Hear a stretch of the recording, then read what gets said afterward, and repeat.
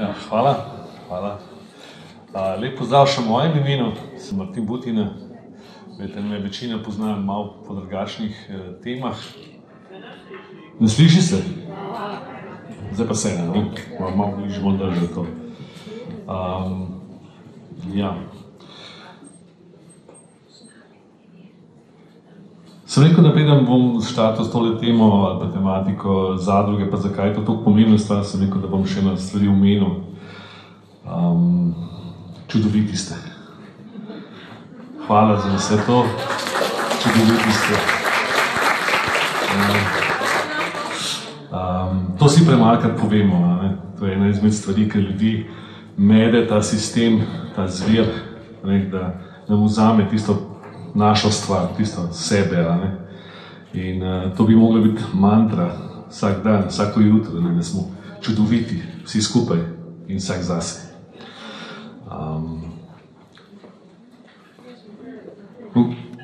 Mogoče še to, ne?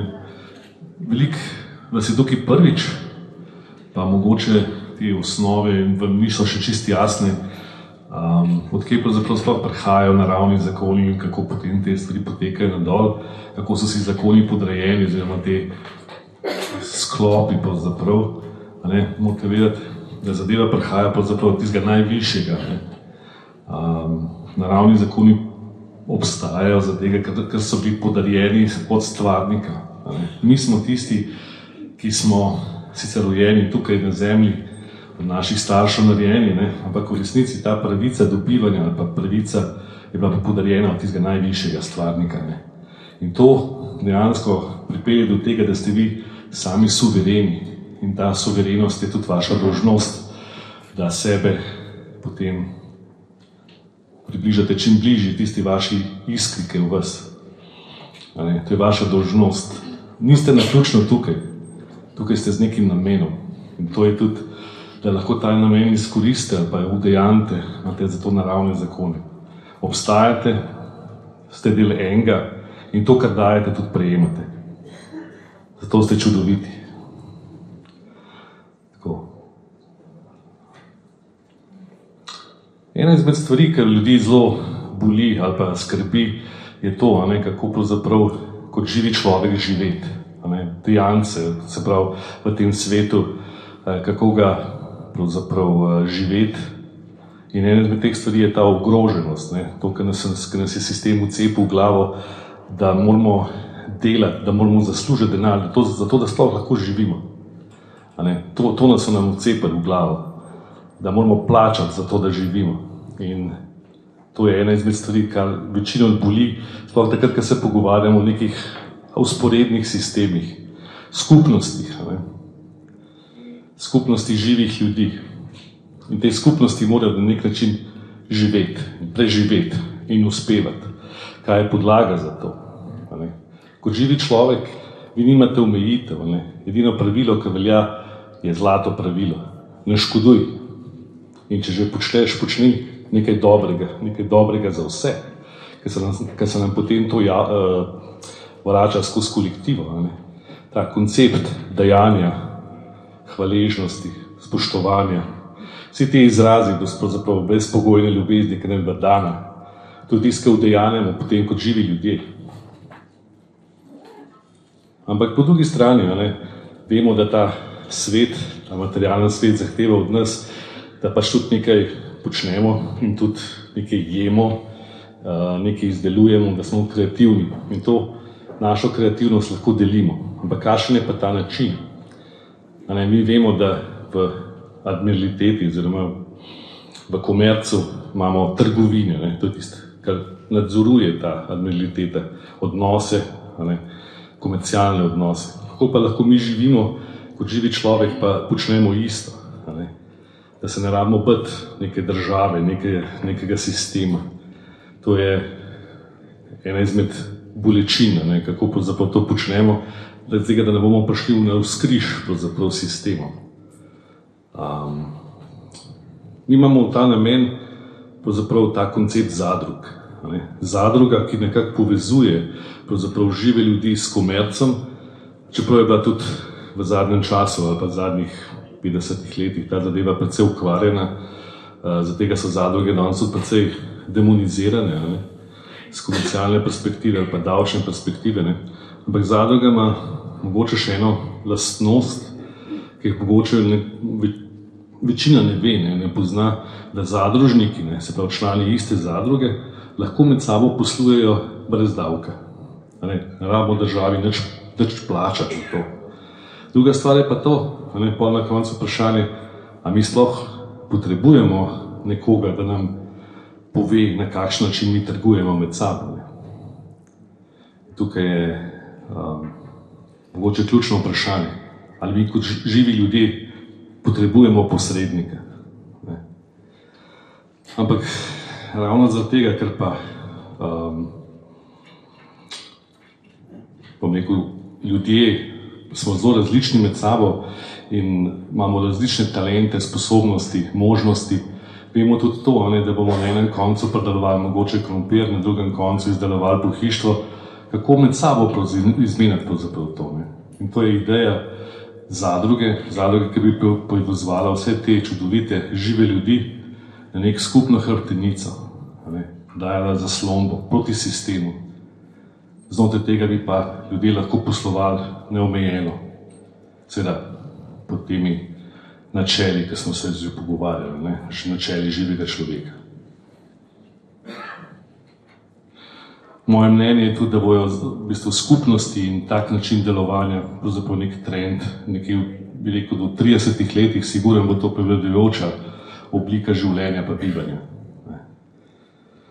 In znotraj tega se lahko čudovite stvari dogajajo, kot je recimo rodovna šola, rodovne skupnosti, take stvari.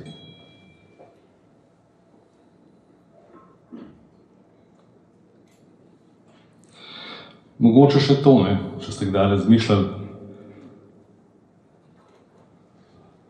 Listina Združenih narodov, mislim, da 1969, predvideva tudi, da se na področjih, kjer so zelo slabo stanje, vzpostavlja nek sporedni denarni sistem.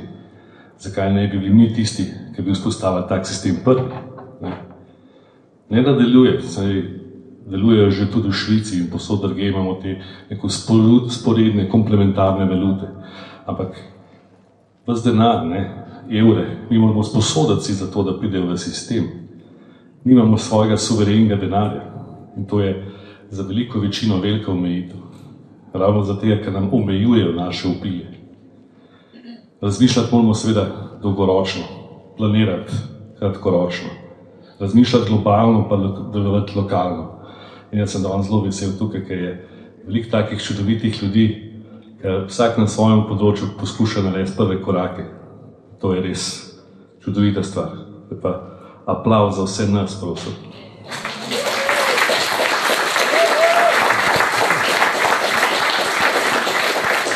Hvala. Mogoče še ena stvar, ki sem se spomnil, pa bom predal besedo naprej. Velikrat, tudi Boštjan je že omenil, koncept domorodnosti, s kje prihaja.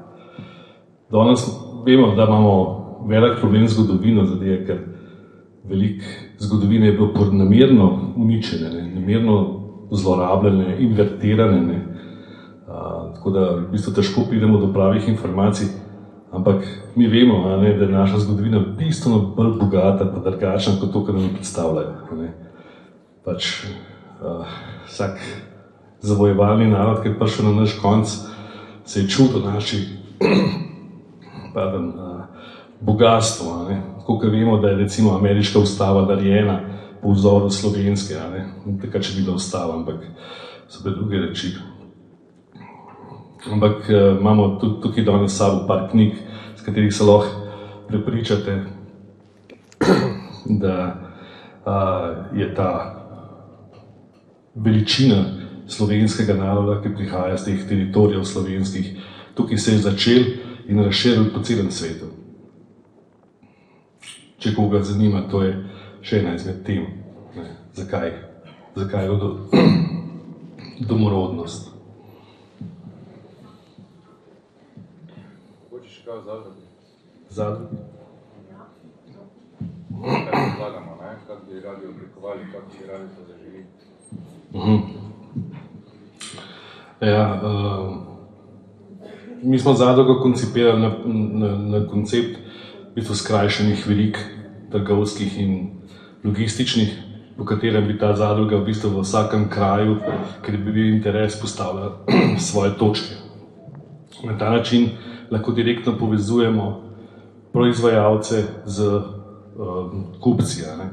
Na ta način v bistvu lahko precej skrajšamo v bistvu dobavne verige, posledično je pa tukaj ključna stvar, da proizvajalci dobijo več, kupci pa kupijo isto za manj. Vemo, da za osnovna živila recimo je razmerje med nakupnim in prodajnim približno 1:4. Vsa ta razlika gre tipično posrednikom pa lastnikom kapitala. Na ta način, v bistvu, kar se zgodi je, da odpnemo pritisk tistih, ki ponujajo zadeve, da ni več cena omejujoč faktor, pa če vemo, da skupnosti v nastajanju bojo sigurno imeli težave pravzaprav ponuditi svoje reči v konkurenci napram ostalim, ki imajo utečene te poti. Na ta način bi lahko precej dvignili odkupne cene, s tem pa omogočali vsem, da rastejo, da uspevajo.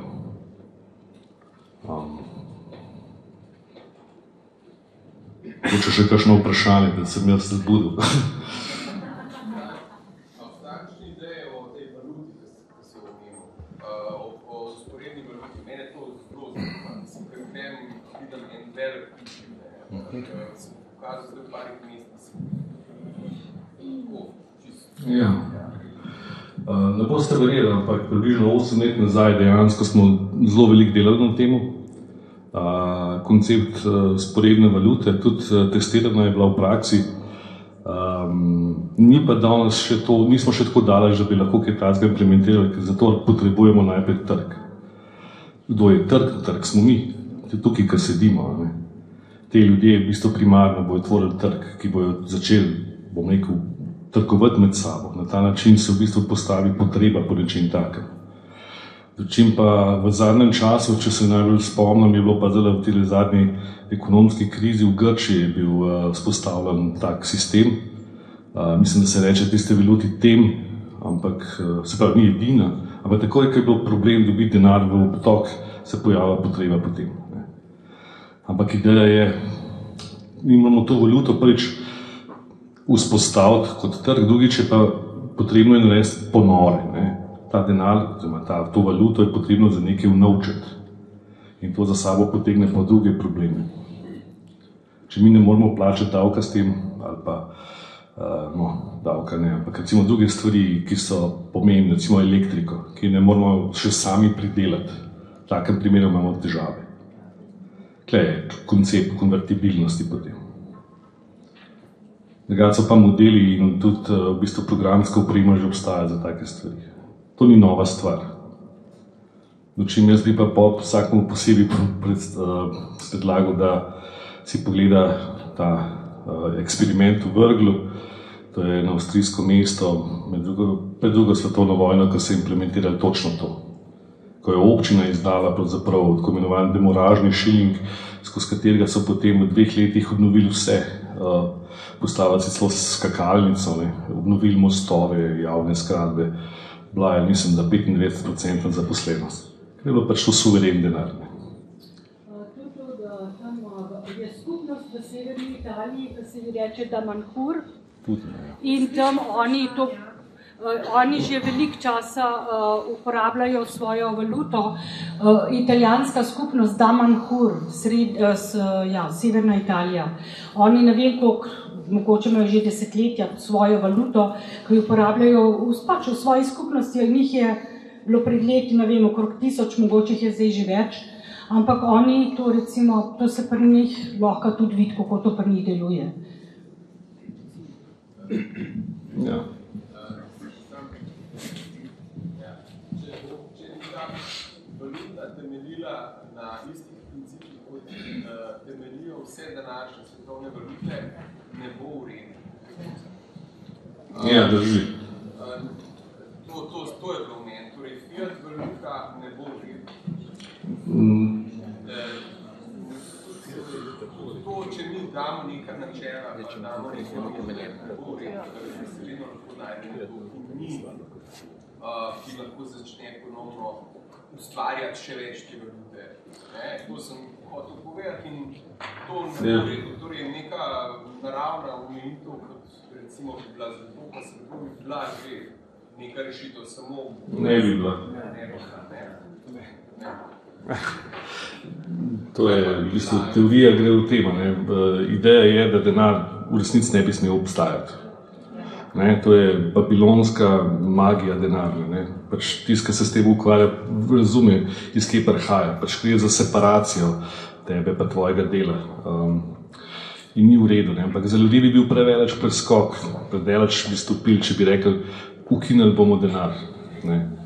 Jaz sem pred leti že to teoretiziral in probal v praksi na ljudeh stestirati te stvari. Slabo se je obnesel, po eni uri so kričali na mene. Dejansko je prevelik skok. V bistvu mi kot živi ljudje v resnici ne rabimo denarja. Rabimo pa nekaj, kar bo izmenjeval vrednost do takrat, ker bo zaveza dosti visoka, da bomo lahko to delali brez. Ta teorija, ali pa bom rekel, ekonomija daru, je edina prava, ki dejansko funkcionira, ampak problem je v tem, ker ljudje smo še vedno preveč pogojeni s tem sistemom. In recimo najboljši približek tega koncepta je tako imenovan vzajemni kredit, ki ga lahko vsak sam izda. Dejansko pa definitivno fiat valute in take reči to ne funkcionira. Vključno z kriptovaluta, če kakšen misli, da je to rešitev. To je ista stvar. Zlato, srebro, problem, ki ga imamo je, da valuta oziroma denar, svoboden denar ne bi smel imeti inherentne vrednosti, z tega, da ga ne moramo kopičiti.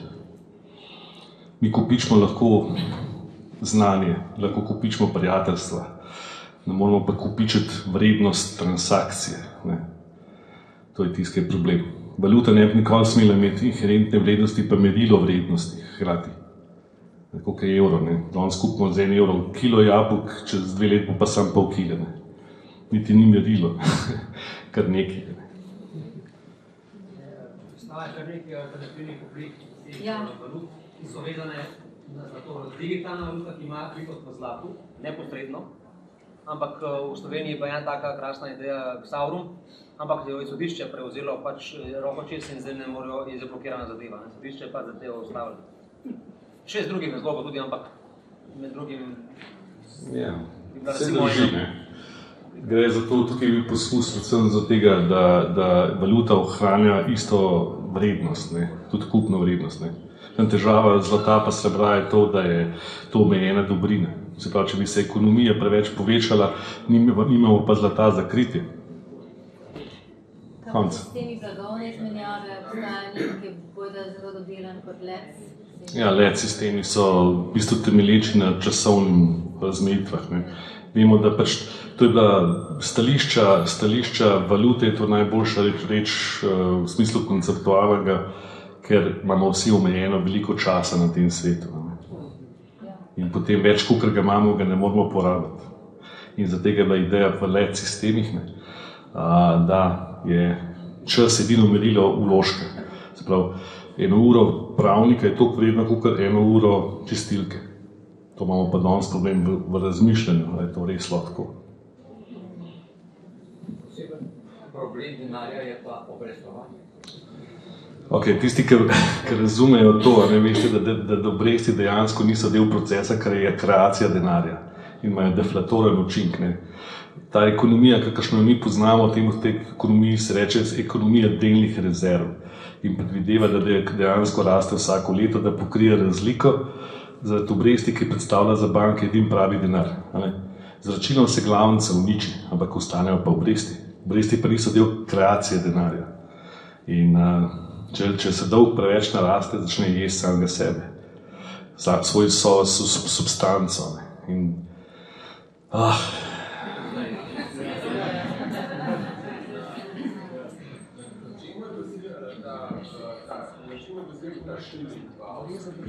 Demoražni šiling.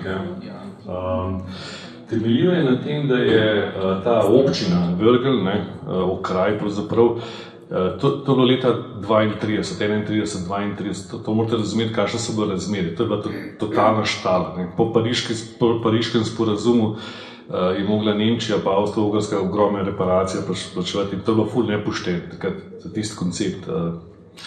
In to so bili, celi kraj so bili totalno razsuti zaradi tega. Ekonomska kriza je bila zelo velika.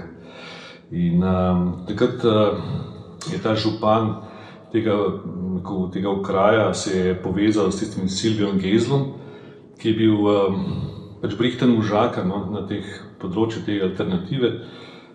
In so v bistvu za tiste depozite, ki so jih še imeli, ki niso imeli prav velike, 14.000 šilingov, mislim, da so zastavili za koncept konvertibilnosti do Avstrijske centralne banke. Oni so pa potem na podlagi vrednosti občinskih stavb izdali toliko pa toliko teh šilingov, ki so jih potem tudi deklarirali kot uradno plačilno sredstvo v tem okraju. S tem so postavili ponor pa izvor. In ker je bilo možno tudi davke plačati s tem denarjem, je bil ta denar kar naenkrat zelo hitro sprejet. Druga stvar, ki je imel ta denar, je bil bil je premenjen s to demoražno takso. Ta demoražna taksa je povedala, da konec meseca za ves denar, ki si ga imel pri sebi, si mogel določeno takso plačati, ker je izgubljal na vrednosti. Seveda, to ljudem ni bilo preveč všeč, in so začeli ta denar zelo hitro trošiti tako, da bi se ga čim bolj znebili konec meseca. In to je ključna stvar denarja, je njegov volumen, pa njegova frekvenca kroženja. Temi frekvenci se reče fluidnost. Fluidnost denarja. Koliko hitro denar zamenja roke. In to je povzročilo, da je ta denar tekel zelo hitro. 14krat hitreje se je obračal kot navaden šiling. In to je na koncu povzročilo to, da je bilo denarja kar naenkrat zelo veliko na voljo. In vsak, ki je hotel kaj početi, je to tudi lahko naredil. In ker je bil noter v sam instrument tega valute vgrajen ta demoracijska taksa, demoražna taksa, dejansko je začel krožiti zelo hitro in ni bilo pomanjkanja denarja. Ni bil zdan na podlagi dolga, tako kot recimo fiat valute v svetu. Ampak je bil propagiran stališča tega, da se pač mora konec meseca za ta denar. Preprečujejo kopičenje. In to je bil en izmed mehanizmov, da je potem ta okraj v 2 letih toliko zelo uspel. Neverjetno razlika je bila. Že danes je tam tabla sprednje, ki govori o tem, da je bil to mesto postavljeno s svobodnim denarjem.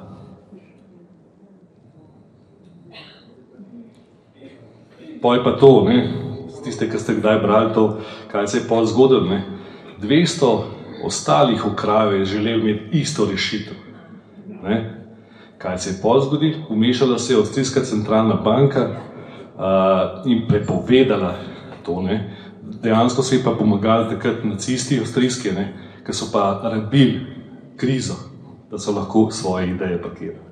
Vse je bila politika.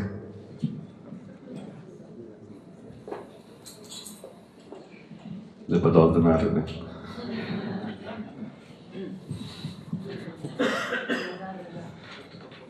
Še kakšno vprašanje? Ne, jaz sem mogoče idejo, če že zdaj pač poslujemo z denarjem, da bi mogoče zraven zmerno dodali še to valuto, da bi malo začeli gledati vrednost tega po tej novi valuti, ki bi jo v zadrugi uporabljali, pa tako med sabo. Ja, interno definitivno je to prednost. Malo se ta razmišljanje, pa občutek tega, pa vrednost tega pridobiti. Recimo pisali 50 €, za to storitev pa zraven še, ena runa, recimo, pa tok tek, Pa tako je, tok dejansko. Ključen problem v implementaciji tega denarja bo po moje v konvertibilnosti. Na začetku bomo zelo težko dosegli to konvertibilnost, ker mora biti nekdo, en forex, ki bi to delal, da bi to počel. Zato so ponovadi take vzporedne valute zelo močno omejene na zaključene skupine, kjer lahko trgujemo vmes. To je ideja. Ampak s tem moramo začeti, na ta način se začne pravzaprav.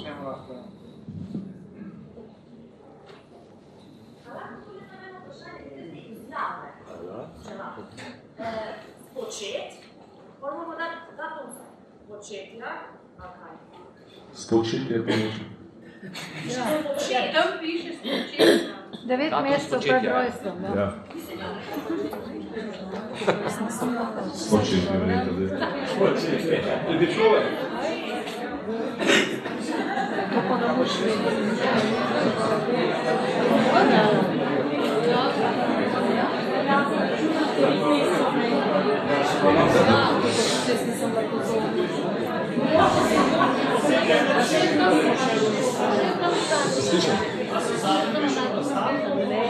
Zadruga je že narejena. Lahko Boštjan celo pokaže listino in vse. Mi smo to že naprej razmišljali. Ne? Jaz sem se tudi s temi stvarmi že prej ukvarjal, ne? Sploh ta koncept kroženja in logistične poti in take stvari, te so zelo pomembne, pa pridejo v sami izvedbi. Ne? Tako da lahko rečem, da imamo za sabo 3-leten preizkus tega na terenu. Ne? Jaz sem te stvari razvil pred časom za pošto, pošta se je temu odpovedala z nekega čudnega razloga. Ampak dejansko sistem deluje. Sistem deluje. Da ga moramo samo še implementirati.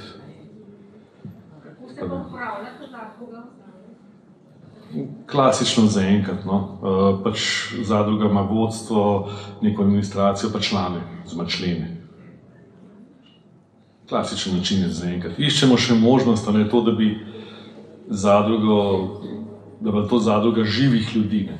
Se pravi, tukaj je zdaj še neuholjena pot. Ja, seveda. V bistvu bi bilo zaželjeno, da se vsi včlanite. Vodno polje.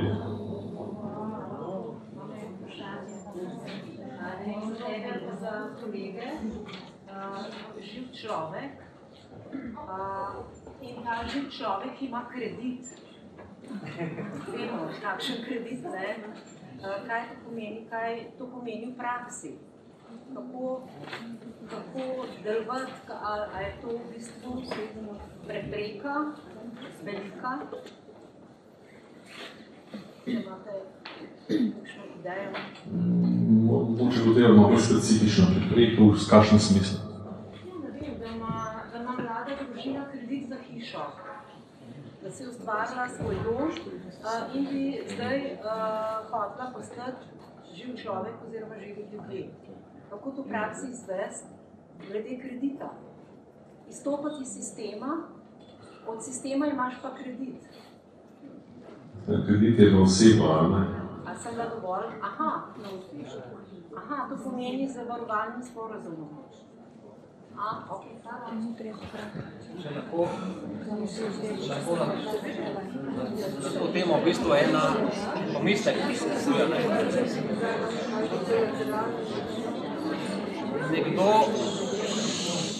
Nekdo v sistemu ima pozicijo neke službe, nekega osebe in dobi velik kredit. Potem seveda ta kredit unovči za to, da se zgradi fizično bivališče ali pa nekaj, stopi iz sistema ven in kredit ne rabi plačati. Nekdo drug pa ne rabi, pa recimo ne more dobiti v sistemu ničesar in gre ven in mora vse sam postaviti z niča. Torej ta neenakost, oziroma kako se to razlaga, oziroma kakšen nasvet, kakšna smernica. Vse oseba mora vse vrati. Ja.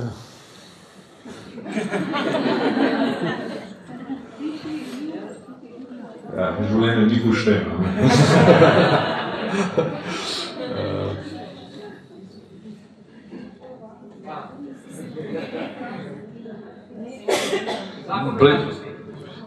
Prej mogoče, ker imamo spet to temo, že prej bilo tako vprašanje glede suverenosti teritorija. To je bilo tudi eno vprašanje.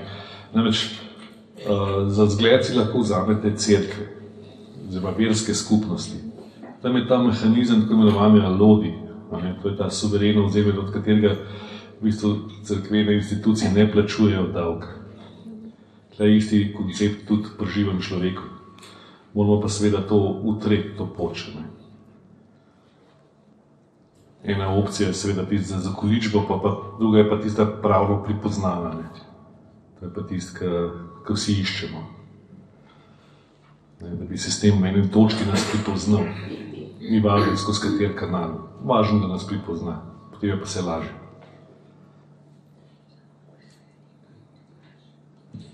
Moramo samo enega človeka, ki isto misli, ki je šel v sistemu,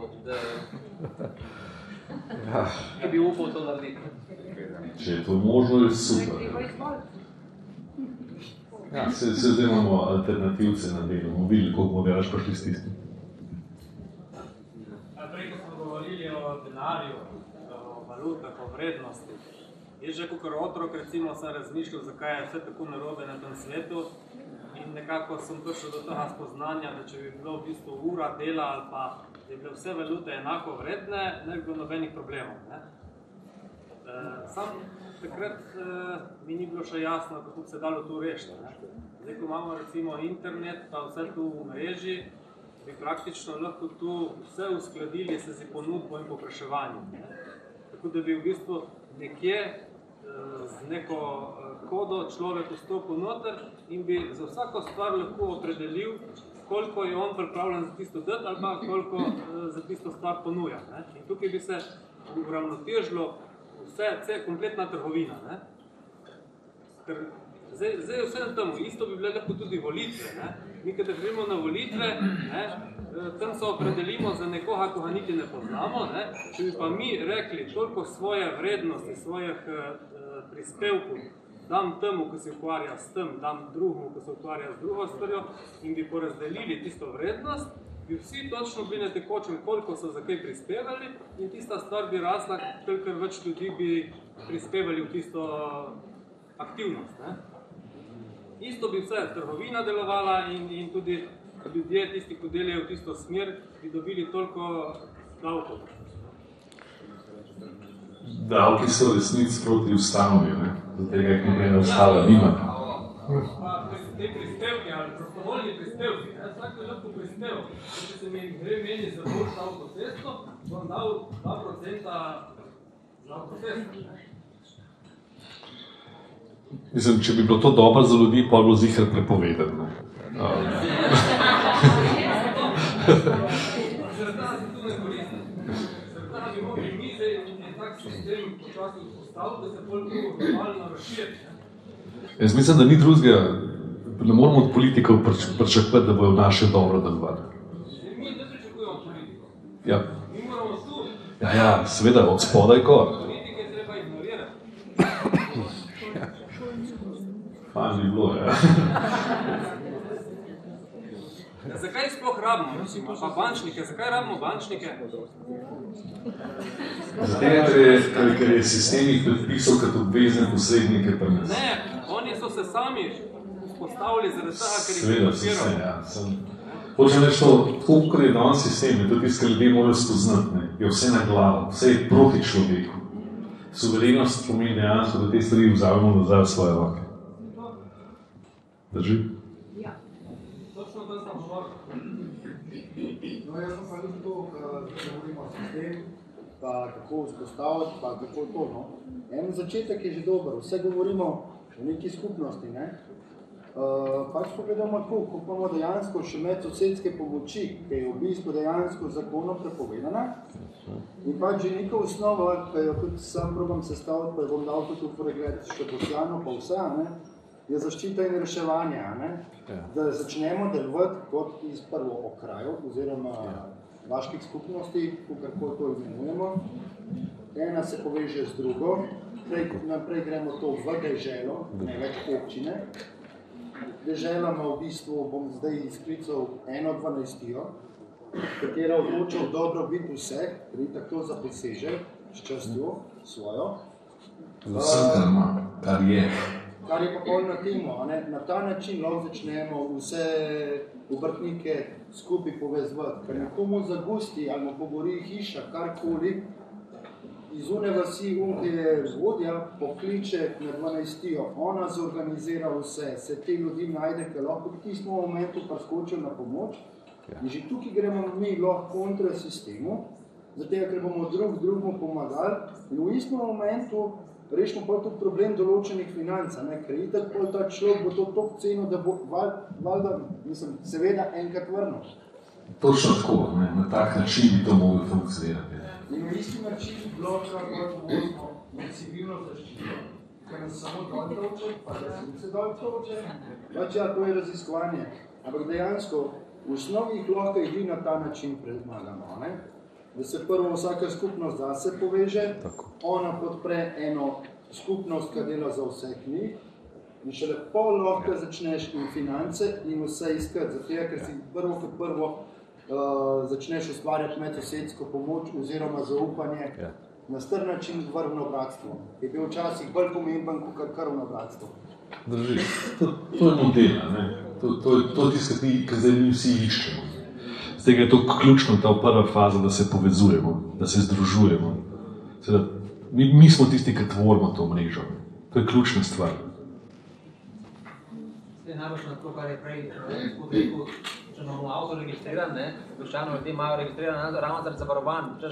Če se pa kaj zgodi, pa ne bom mogel priti sam, v tem primeru bi bila ta varianta, tista, ki bi reševala situacijo. Ja, točno to. V bistvu s tem kolektivno močno znižamo tveganje.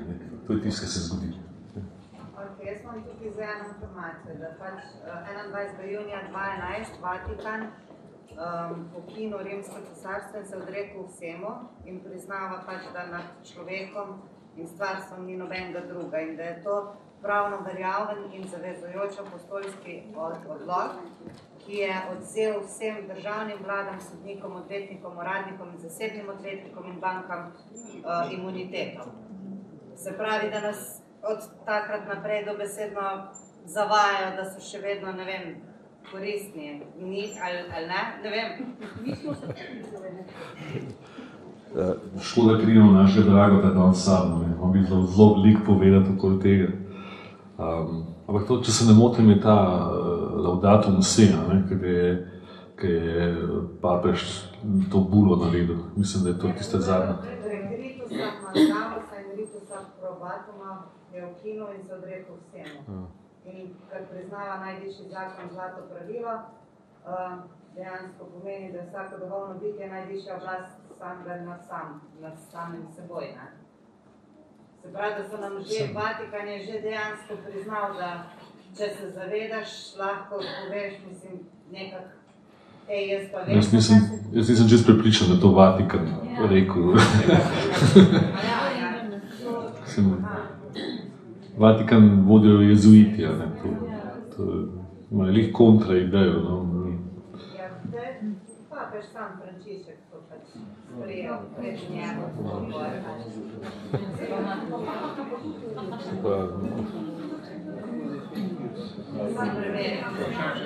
Samo morate vedeti, da to je v bistvu de facto so se vzpostavili za najvišjo avtoriteto na svetu.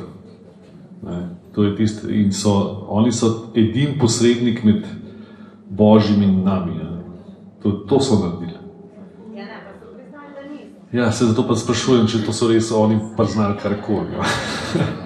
Ker ta agenda, vse to, kar se nam dogaja, dejansko izhaja iz tega koncepta nadvladja. Da so oni edini Božji poslanci. Z tega pač, ne vem, ki tudi promovira živ človek za razglasitev, ko vse to, mislim, preverjam informacije, ker pač... Jaz sem skoraj prepričan, da ni to Vatikan povedal. Mislim, o tem pisal. Če je to napisala v eni objavi na Facebooku, jaz imam skripto.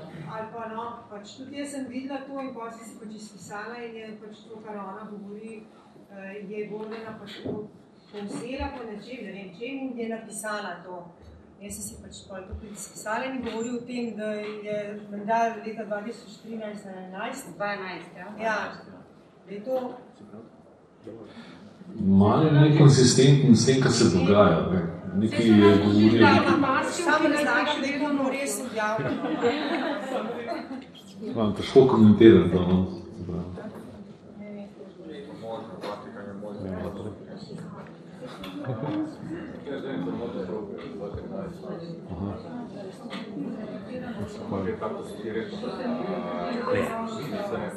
Ja, sej. Aktivnosti so drugačne, vse je zato. pri vseh teh informacijah moram vse zrnom soli večkrat te stvari prejeti, zato je ogromne dezinformacij. Vi ste tudi, Boštjan je že omenil, da so nas jemali kot teroristična skupina, pa tak, ne. Pač sistemu ni všeč to, da se povezujemo, sistemu ni všeč, da se deklariramo kot živi ljudje, kot suvereni, ker pa sistem nima vpliva nad nas, ne. Da pa za ta komerca, ne, za ta sistem mrtvih, ne, je živ človek neviden, ne. No, ampak vem, da ko se, bom rekla, bockaš s sistemom, prideš na konc na sodišče in to sem tudi pač dober, jaz sem v službi bila takrat. Koliko mi lahko kažeš, da nisem živa? Vse, kar boš rekel, pa ti podrem. Dalje, jaz sem se menila sodnico, dajte mi povedati, kako. Mislim, dobro, da spoštujem tiste pravila, ni problema. Ampak kak mi bo, povejte, na podlagi česa? Mislim, zato tist Kalahljas kot živ človek igram dejansko igro s tem dvem entitetam, ko so mi jih ustvarili, ampak po mojih pravilih. Jaz sem tudi recimo izvršiteljna, ko sem imela se kale, vzam, fizični osebi, pravni, vzam, ne pust prmeti. In kaj mi je rekel, jaz se imate prav, nič ne moramo. Hvala. Mislim, in zakaj ne bi pa mi, dokler je še tako igral v sistemu, ne? Pa se tako pač močno bereš, pol pa hkrati še sporedno ga graditi. Pri tej igri, ne, sistemom je ključno, da razumemo, kdaj nas sistem želi podvrči svoji jurisdikciji. Tukaj se igra hitro neha, če pozabimo, če spregledamo, kdaj je tisne. Recimo, če pri srečanju s policistom, če bomo mi dali v roke, pa da on odnese svojo osebno, avtomatsko pomeni strinjanje.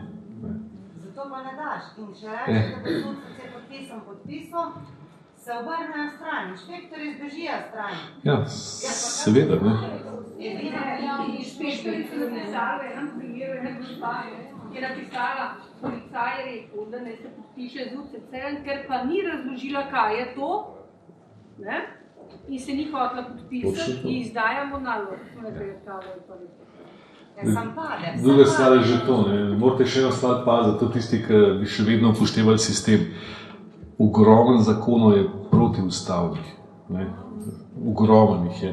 Zdaj je, ker pač ni tožnika, ne. Brez tožnika ni sodnika. In enako velja, ne, če vam policist lahko direktno napiše kazen, pomeni, da v isti osebi in izvršitelj in sodnik. Postavi pa imamo mi pravico do sodnika. In samo sodno. Že po sistemskem zakonu nimajo več pravico. Točno to. Ampak, dajo vam pa vsem, ne. Poveš mu in lepo podpišeš. Zucec je podpisal in pol lepo se ne gre dlje od policijske postaje. Ampak tudi Uniform Commercial Code je treba malo poznati, ne, da razumete vsi, kaj to je, ne. Kdor izbere to pot, mora vsem večkrat vedeti, ne. To ni tako, tu zapomnim si številko 1/308 in je dost, ne. Ni dost, ne. Ni dost. Tudi živ človek je treba poznati precej stvari, ne. Ampak vse zato pa imamo take izobraževanja, ali pa bom rekel vsaj delavnice, da se lahko taka mnenja potem oblikujejo.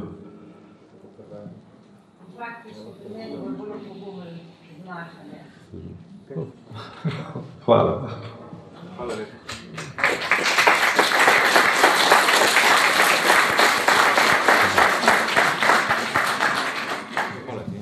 Hvala, Martin. Preden gremo zdaj v podpisovanje oziroma autografiranje izjav, o živem človeku bi rada še eno svojo misel povedala. Pa bom zdaj v bistvu iz svoje izkušnje govorila. Kolikor sem mogla uveljavljati svojo svobodo skozi, preden sem vedela za starovedstvo in živega človeka, sem se borila z uporabo ustavnih določil, ker sem se jih naučila in sem jih pač dosledno uporabljala na svojih poteh javnega življenja in na ta način nekako zgradila ali pa ukrepila svojo držo neodvisnega suverenega človeka. Na isti način moramo se učiti uporabljati, uveljavljati tudi živega človeka, to, kar boste zdaj podpisovali. Tako da sam podpis na papirju nič ne pomeni, če vi tega oseb ne živite, če si te drže ne privzgojite oziroma se spomnite tega. To zdaj kot popotnica podpisovanju. Zdaj bi se pa malo preorganizirali, pa tisti, ki želite ta podpis izvesti, vas povabim, da si najdete 3 ljudi, ki bojo vaše priče, pa da se mogoče naprej premaknete. Zdaj, če ima kdo kakšen boljši predlog, to v redu. Jaz sem razmišljala, kako bi se zdaj organizirali, da bo to čim bolj učinkovito ali pa smiselno potekalo. Jaz bi predlagal tako, da vsi tisti, ki imate že pripravljeno to izjavo, da ste živi, da enostavno pridete tu nekam naprej, pa en drugemu podpišete oziroma autografirate to, da ste videli njegov podpis in je to.